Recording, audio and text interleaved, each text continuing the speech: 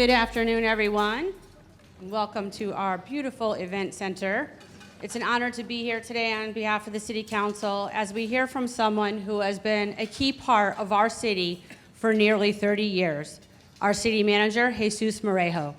Jesus began his career with Port St. Lucie back in 1994, and since then he's been deeply involved in many areas that have made Port St. Lucie what it is today, from establishing essential utility services to leading major projects.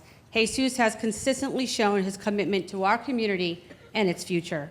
Since becoming city manager in early 2023, Jesus has led with a clear focus on innovation, service, and strategic growth, ensuring that as our city expands, we continue to meet the needs of all of our residents.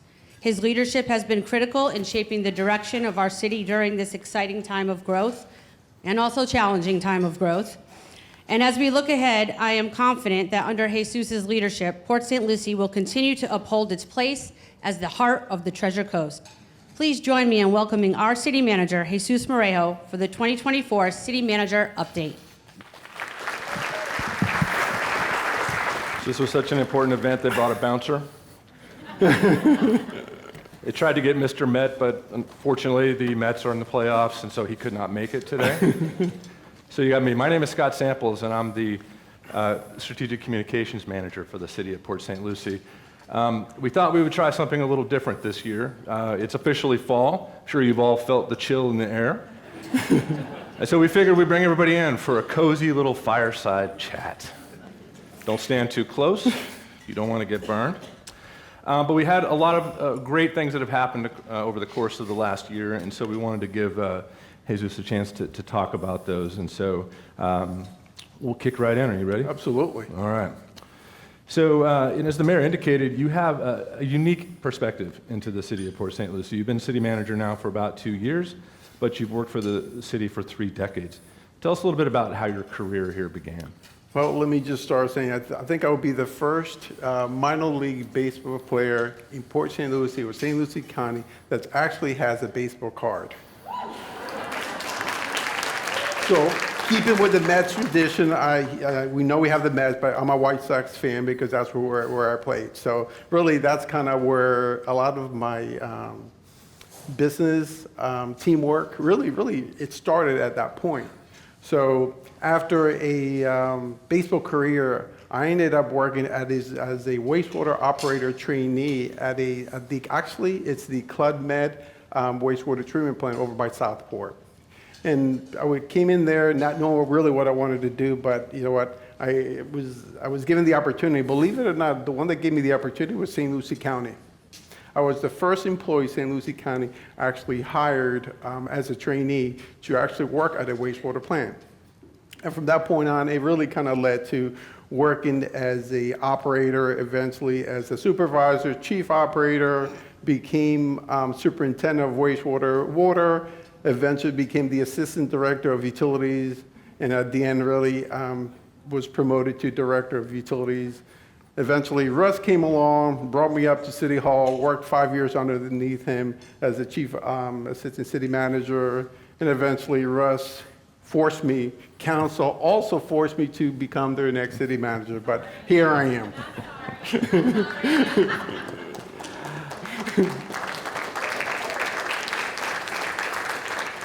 Well, you started with the city at a really formative time in its young history. A lot of challenges happening at that time. Tell us a little bit about what some of those were and how that impacted the way that you have sort of started your career. Well, I'm going to do a little history telling. I know some of you can relate. For example, Pat Christian, you can relate to some of this. But really, back in 1990, really that was very crucial, something that really turned the city. When you have a huge developer that basically goes belly up, and now you have a city that says, really, what are we going to do now? And really, that was the beginning, I think, of really Port St. Lucie making a turn. As you know, the county basically took over the utilities department from the general development. A couple years after that, really, the city ran out of water. There was not enough funding. It really wasn't the city. It was between the city and the county. It really led to, really, what is the city going to become? How can you run a true city without not having water or sewer available to be able to provide it to the city? And not only to the city, but to 85,000 lots that existed out there. So really, that failure of the system really led to the city to ask themselves the big question: what type of city do we want to become? And former city manager John Cooper really took that to heart. And to me, that was a special place in the city history. Single-handedly working with the council, the mayor of the time, the biggest decision I think was made at that time. And truly, if we wanted to become a true city and be able to turn this city just from not being a bedroom community to something special, you had to have control of the water and sewer system. And at that time, that decision was made. Decision was made is, you know what? We're going to assume all responsibility, all debt, and we're going to take it on, and we're going to fight general development. If you think of that decision at that moment, at that time, did we even know how we're going to pay that debt? No. How it was going to be established, who was going to pay for it. We didn't know all the details. The one thing we did know was we wanted a different city. We wanted a city on what it is today. So then that led to the city acquiring the utility, assuming the debt. General development at the time wanted over $100 million. At the end, it was settled to about $45 million. And lo and behold, there was another project at the same time that was occurring, was how do we move traffic in the city? I can tell you, I was here during those times. PSL Boulevard and Prima Vista were the only east-west corridor. At that time, the decision was made, let's move forward and let's work on establishing crosstown. And that really, truly was the beginning of crosstown. But then there was another crisis. And it seems like Port St. Lucie always has crises. Things always are happening. So guess what? 1999, the wildfires. I was here during the wildfires. Guess what? There was no water or sewer to fight those wildfires. We had firefighters from all over the state coming here and had to travel miles into Martin County or go up to Fort Pierce to get water just to serve and be able to prevent some of these houses. 44 houses fire completely.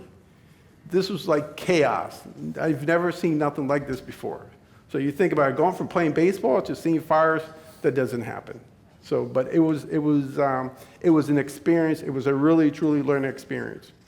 And then shortly after that, then became the Westchester's tradition. That's when the city now took another big step.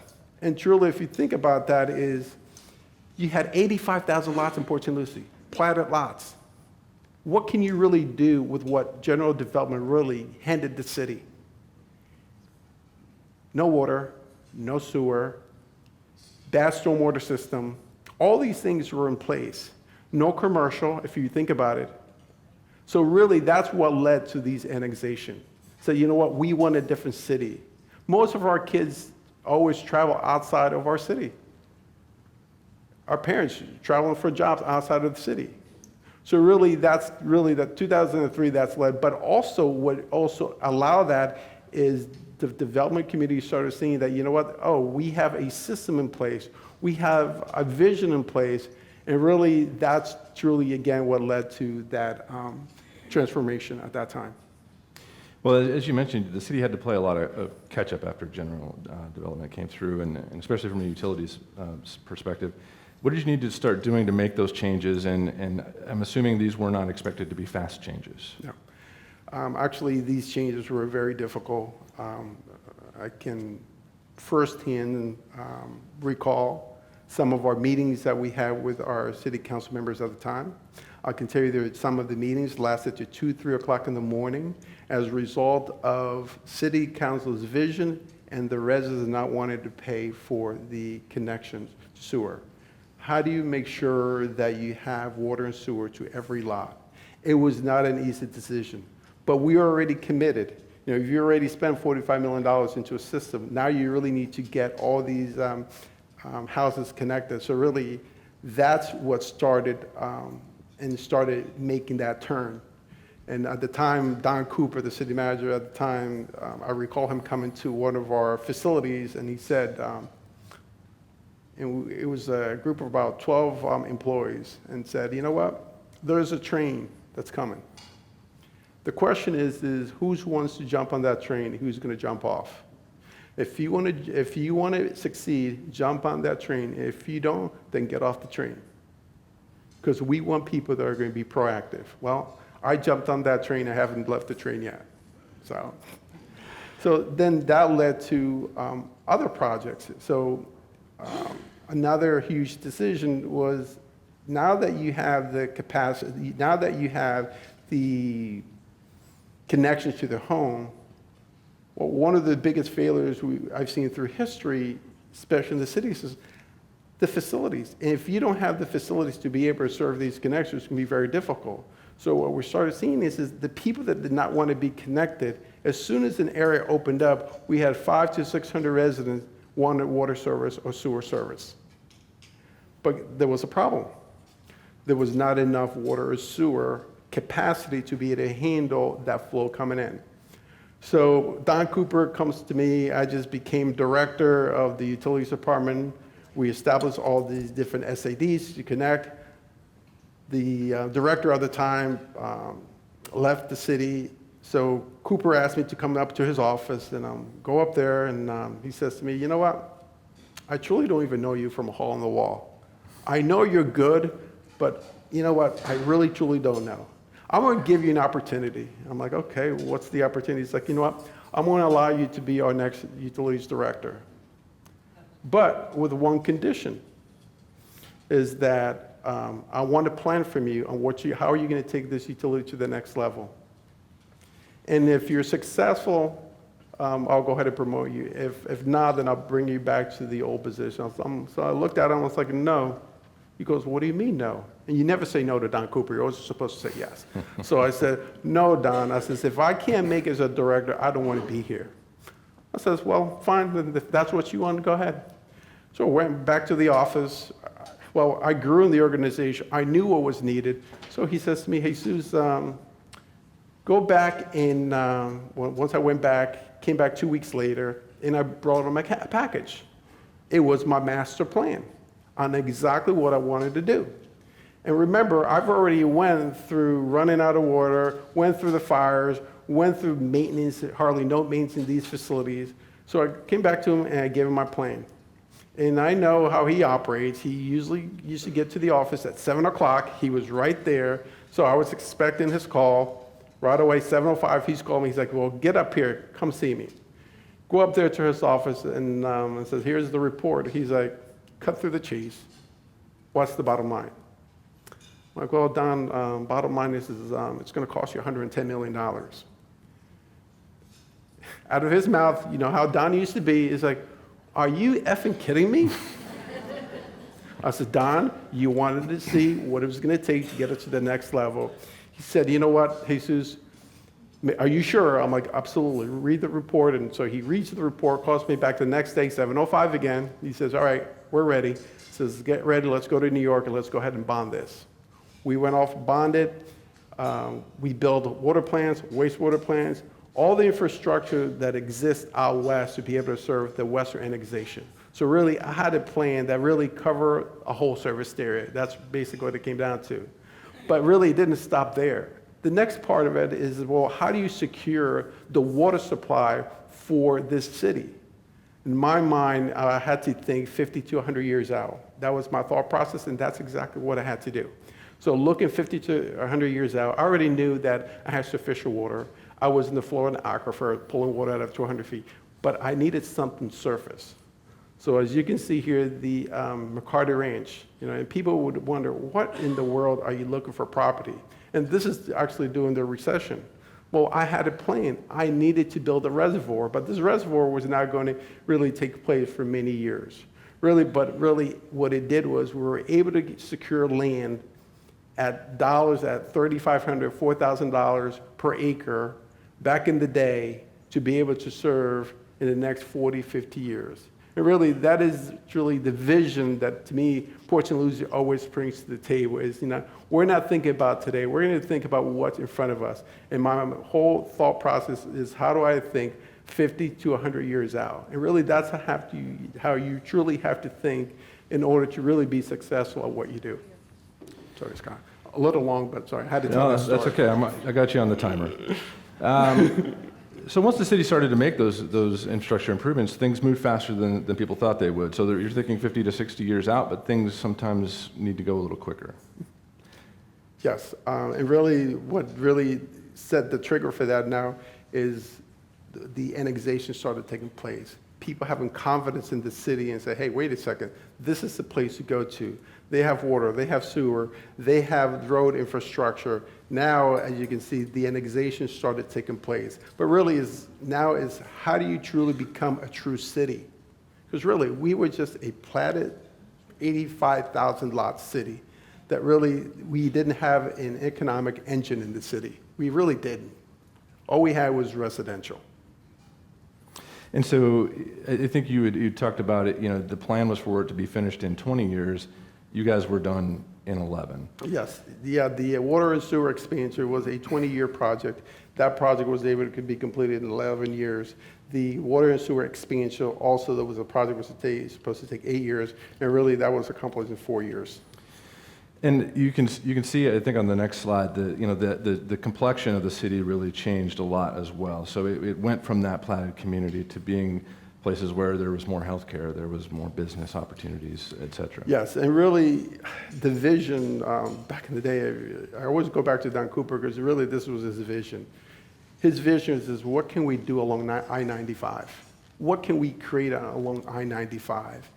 And how do we bring healthcare? How do we bring business, industrial, commercial? How do we bring that into the city? The only option truly we had at that time was really annexing property into the city. That was the only issue. How do we keep our kids from going to college and not coming back? We want them to come back, but what do they come back to? Residential?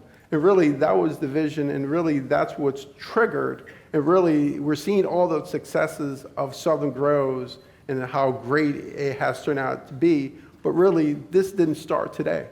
This started years and years ago, over 20 years ago, and now we're getting all the fruits of what actually it has become. Yeah, and so I think when the city took over the business corridor in 2018 from developers, again, the expectation was that it would take 20 years, seems to be the magic number, for the city to sell those 1,200 acres of commercial industrial property. I think 6 years later, there's about 250 acres left. Yes, thanks, Scott, for that question. Yeah, I was part of the 2018 group. That's when Russ Blackburn came in to become the city manager. I was part of the selection committee that brought in the different developers and see what can be done. And really, people were gun shy on what they can do there.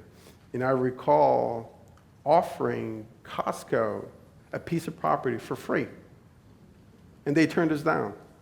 We offer property to Publix at the corner of Village and Becker Road. They said, no, it's not a good investment. Guess what? They're all regretting it today. And really, it goes back to the vision. And really, that's a good example of having a plan in place, but really also none of that could have been accomplished if we didn't have our partners with the EDC, with the county, with the state, all of us working together to accomplish that. And when we say we're accomplished, really, it's not just Port St. Lucie, really, it's the whole region, because really that is the win for all of us. But you know what, we have to have those partners, and having the county, having the EDC and the city working together, that was tremendous. Yeah. I think in 2023, there were 6 of the major projects that were developed in Southern Grove were responsible for more than $3 million in tax revenue for the city, and it created 1,300 jobs. So, obviously that vision for what Southern Groves could be is starting to come to fruition. No, exactly. And that is, if some of our other council members were here today, and those decisions that they made back in the day, and be able to see what it has become, I think they would be very proud. And I can tell you, I'm proud of what the city has been able to create along with Southern Groves. So another project that continues to make progress is the former Civic Center. This year, the City Council approved a master plan for it, and it got a new name, Walton in One. Talk a little bit about what that project looks like now. Well, I can tell you there's so much interest on this location, and I think really this is another place, just like Southern Groves. You look at failures, but how do you turn a failure into a positive? And really, this location, the different entities looking at relocating here and what can be created that you can walk, have a drink, have some fun, see the kids play. This is going to be a place to come, and it's going to happen fairly quickly. I don't see this taking long because all you need is one big anchor, and once that happens, all the chips will fall in place, and I can see that coming in the near future. And I'm assuming that land is not being offered for free anymore. No, it's not. Okay. And it won't be. Just asking. So you've seen some other visions come to fruition as well. The Port District opened in June. It's a project that's been several years in the making, and I know it's been received very well thus far. Yes. The Port District is one of a kind. And, this council really got it to the finish line. It really landed the project. There was a visioning that took place part of this council, but also you have to think about previous council, what they did to contribute to what this place is today. And to me, this is one of those hidden gems that the city has that people from all over this region will be coming here and enjoying. And there's a lot more to come. We have a restaurant coming on there. You have the boardwalk that's going to be connecting both sides from north to south. This is going to be a prime location for all of us to enjoy. I'm sure the Tourism Bureau will be happy to hear about that sure. as well. Growth obviously is something that takes up a lot of the conversation anytime you're talking about the city of Port St. Lucie and St. Lucie County as a whole. And these projects sort of reflect that. I think we've had about 34,000 people that have moved to the city over the last 3 years. We're at around 250,000 people estimated now. Talk a little bit about how the city has navigated that growth by planning for the future and how you've coped with the legacy of the past. I know you've talked a little bit about it, but what are some things that you guys are trying to really focus on to make the next step from here? Well, growth is not easy. Fast growth is very difficult to deal with. But it's really having good partners in place. And with the developers, we have great partners that I have in place. There are things that occur back with the developers that it's really truly helping the city build that network of roads, a two-lane network. And it was really part of those annexation. And one of the requirements part of this annexation was that, they had to build at least 2 lanes. And eventually some of them have to actually build 4 lanes. But really think about how difficult it would be today if you're going to be asking a developer to build a roadway, except for just during the development. We wanted a grid. We were able to get a grid system that's not only going to serve their development, but also future development. So dealing with that part of it there, now you have to go back to the plotted area. Well, remember that the plotted area, the 85,000 lots, those roadways were not designed for full build-out. So now we're having to deal with the challenges on how you're able to get additional capacity within those roadway system. And you mentioned you've got the 85,000 platted communities, you've got the developers coming into the west side who have their own entitlements. And so how do you work with City Council to make sure that the plans that they have are aligned with what the city's trying to do as well? Well, with the City Council, we have our strategic plan, and really we work through a workshop, the winter workshop, the summer workshop, but really they guide the direction that the city is going. Staff presents it to them, and really as a team we come together and we identify those difficult projects that we know that we have to accomplish, and the tough decisions that council have to make, because in some of these projects you have to bond it, because you want future residents to pay for the growth today. And you've talked about a little bit with working with developers. Roadways are another way, but there's some other sort of quality of life things that you do, public art. Can you talk a little bit about how that partnership? Well, as you know, with these major developers, art is part of the process. And really seeing, if you think about it, back in the day, was there even one sculpture that you can say truly was art in Port St. Lucie? No. There was nothing that symbolized art in Port St. Lucie that I can think of, except for the US one, there's the Arbisar, the big shell. That's the only thing I can think of that exists, okay? So seeing what the developers are doing, Madame with a big heart, and that's going to be a location that people are just going to come here just to witness that. So really, that's really where a great partnership has occurred between the developers and the city. Mm-hmm. So you started to talk a little bit about infrastructure, always a hot topic for local governments, especially when it comes to roads and sidewalks and getting from point A to point B. Can you talk a little bit about how you're balancing that need for the new roads and some of those projects that you guys have planned? Yes, well, if you think about it, anything west of 95, most of the developers are required to build a two-lane network. East of 95, we have the half-cent sales tax, which our residents approved. That has been a tremendous economic boost, a tremendous boost to our residents that now we're able to build. It just some of those projects just come to mind. Is St. Lucie West, a couple of turn lanes there, California, Floresta Phase 1 and 2, Phase 3 is under design. In Torino, we did 2 roundabouts, but really that has really helped shape what we call the platted lot area, which, and there's still more to come that we still need to accomplish. So obviously, people have been moving here quite a bit. Part of that is the quality of life, and a lot of reasons, a lot of things that make up that quality of life. City has a great reputation for safety. It's been named the safest big city in Florida for more than a decade. It was named the second safest city in the country by U.S. News & World Report in 2022. What is the city doing to continue to maintain that reputation? Well, safety to the city is very important. Quality of life, clean city. But really when it comes back to safety, we need to make sure that we have the officers, that they're properly trained.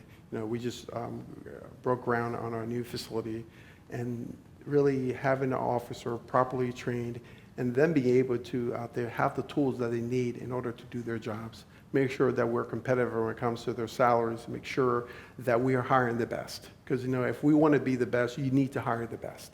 And really that's what it comes to, and that is my commitment that, safety will always be in front of Port St. Lucie, always. That's one of our cornerstones, I think safety and the beauty that comes in Port St. Lucie. I think we really have turned, if you look at our roadway system, you see how clean our city is. You compare our city to any city out there, you notice how clean it is and the pride that we all take doing that. So, this is Port St. Lucie is a place where people, they want to move to, they want to come visit their retired parents, they want to go catch a Mets game. Part of that draw has been access to parks and recreation activities, and this year there were a number of big projects in collaboration with community partners that will bring some new options to the city. Revel and Paseo opened, there were groundbreakings for the first regional park, Tradition Regional Park, Stars and Stripes Park, and then Torino Regional Park continues to be planned for. Talk a little bit about what that means for residents and how those come about. Well, I may be a little bit biased with the parks because I truly came from a sports background, but really it's about having those partners, having St. Lucie County as a partner and Tradition, and having Madame as a partner, having GL as another partner. Really, it's really working together with the partners that you have in place in order to accomplish something great. And really, if we had to do it all on our own, there's no way we can accomplish what have been able to accomplish. Knowing that we're going to have a major park up in Torino is tremendous.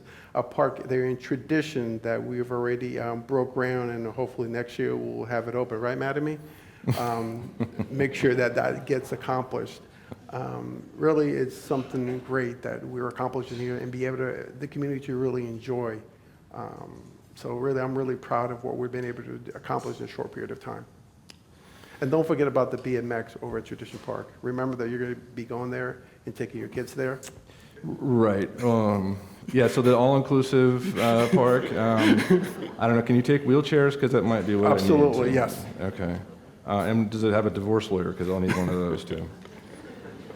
So on the one hand, you're always looking for ways to ensure residents have the services and the amenities that they need, and at a time when change is occurring almost daily due to the growth that's occurring. On the other hand, the city is committed to being good stewards with taxpayer dollars and being very financially sound. So how do you balance that need for services and amenities with also being good stewards? You know, that's a really good question. You know, we take a very conservative approach to our finances.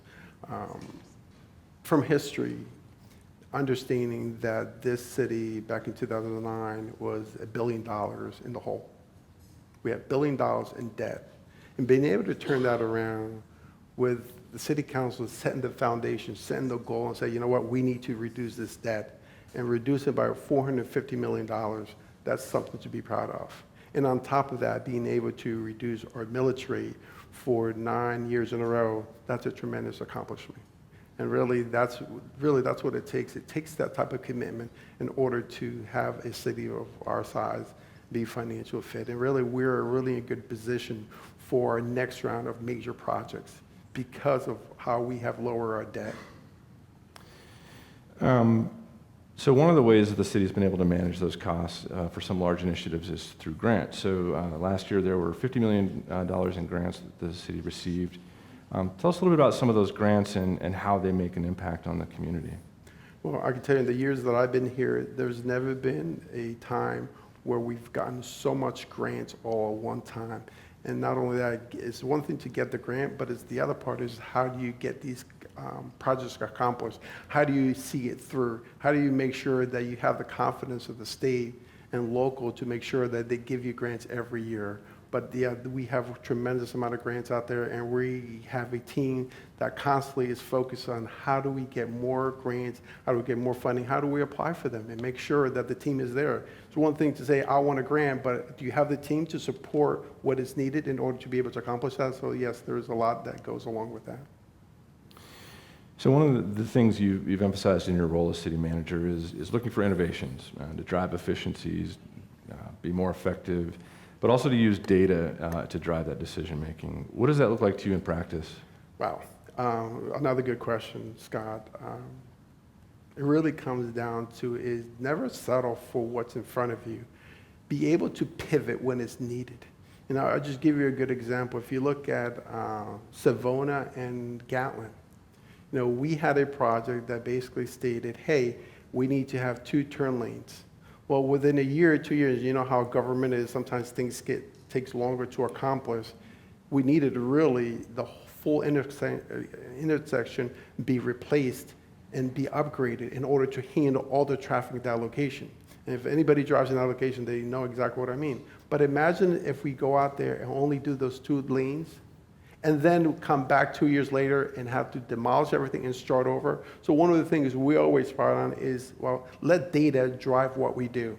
Let data figure out, okay, what has changed and how do we change it? How do we make it better?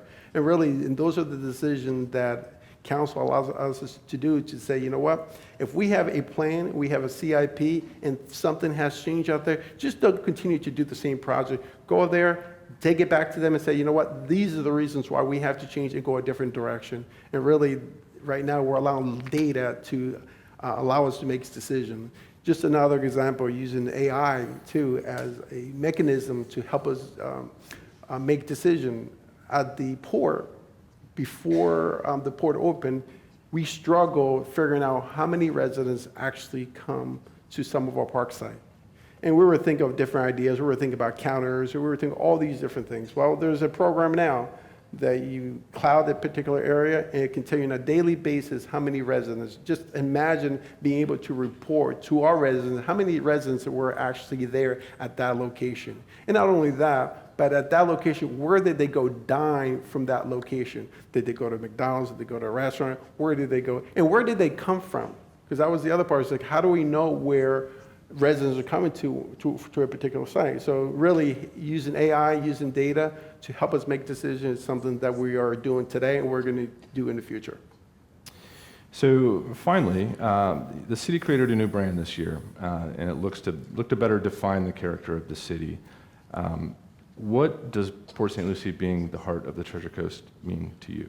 You had to ask that question, huh? I did. My boss made me. All right. Well, so what does the heart mean to me after 35 years in the city? Well, we know what a heart is, right? we all know how many veins actually go into a heart, right? We know that you have small little veins and you have large arterial veins. To me, what it means is that every vein can mean PD, Public Works, utilities, communications, our residents, our partners, EDC, chambers. It's really all of us together in one. And to me, that is what makes this Port St. Lucie special. The heartbeat of Port St. Lucie, to me, is all of us together accomplishing something great. Very good answer. Thank you. We also had a chance to ask some residents what they thought about what was special about living in Port St. Lucie, and here's a short video that highlights what they love about the city.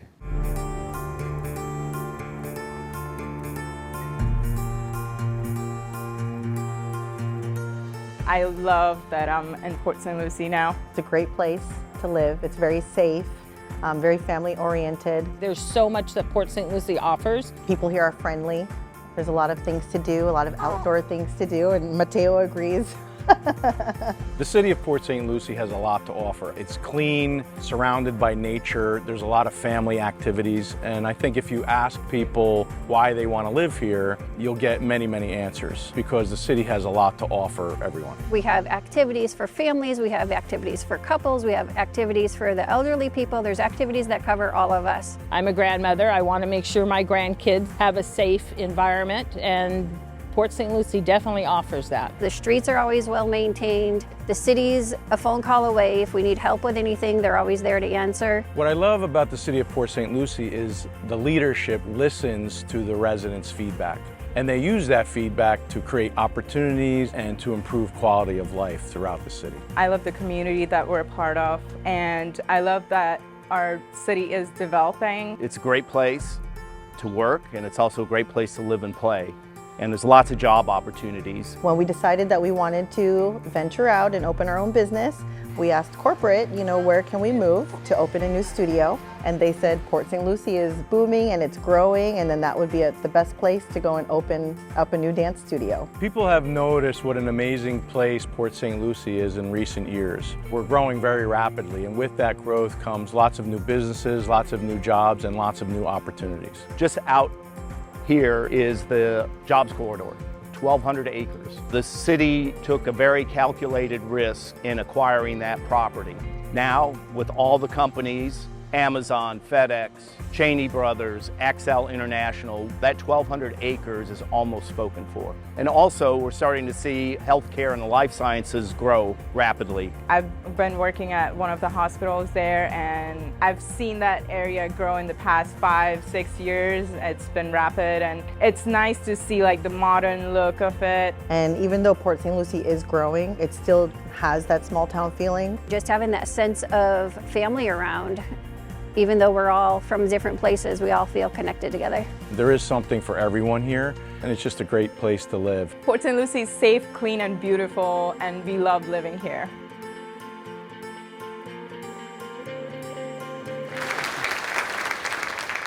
That was a pretty good answer, too. Thanks to Ben Elliott and his team for putting that together. So we are back on schedule. We promised that we would be. We have time for questions, if anybody has questions. And if not, if you're looking for an early exit, that's an option, too. Anybody have any questions? All right. Well, thank you very much. I really appreciate it. Thank you to the Chamber for allowing us the opportunity to be here today. Thank you very much.